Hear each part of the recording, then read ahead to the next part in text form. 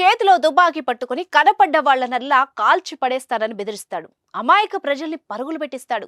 దొరికిన కాడికి దోచుకుంటాడు. కానీ పోలీసులు మాత్రం అతగాడికి తమదైన స్టైల్లో చెక్ పెట్టారు.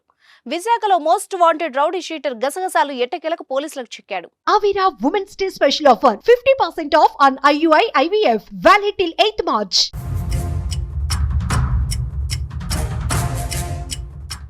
దండుపాళ్యం బ్యాచ్ నంటూ డమ్మీ పిస్టల్ తో బెదిరించి ఖరీదైన ఫోన్లు రాబరీ చేస్తున్న ధోని సతీష్ అలియాస్ గసగసాల్ని పోలీసులు అరెస్ట్ చేశారు. డమ్మీ తుపాకీతో డబ్బులు వసూళ్లకు పాల్పడుతున్నాడని వరుస కంప్లైంట్స్ రావడంతో నిఘా పెట్టిన పోలీసులు గసగసాలతో పాటు వంశీ కుమార్ అనే అతడి అనుచరుని కూడా అరెస్ట్ చేశారు.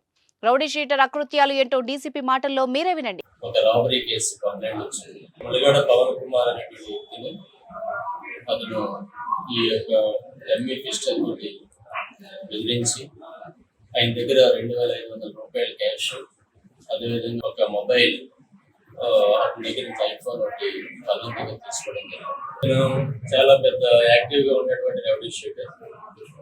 ఈ రాబరీ కేసుతో కలిపి ఇతని మీద మొత్తం 30 కేసులు రిజిస్టర్ అయి ఉన్నాయి. దీంట్లో 12 కేసుల్లో ఇప్పటికీ ట్రయల్ నడుస్తూ ఉంది, కోర్టులో ట్రయల్ నడుస్తూ ఉంది.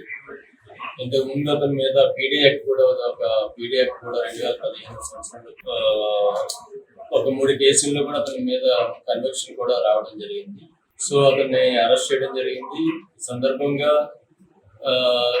ఇక్కడ ఉన్నటువంటి ప్రతి ఒక్కరికి తెలియజేస్తున్నాను, ఎవరైనా కానీ ఇటువంటి రౌడీ కార్యకలాపాలకు పాల్పడితే పోలీసులు చూస్తూ ఊరుకోరు, కఠినమైనటువంటి చర్యలు తీసుకుంటారని చెప్పేసి చెప్పడం జరుగుతూ ఉంది.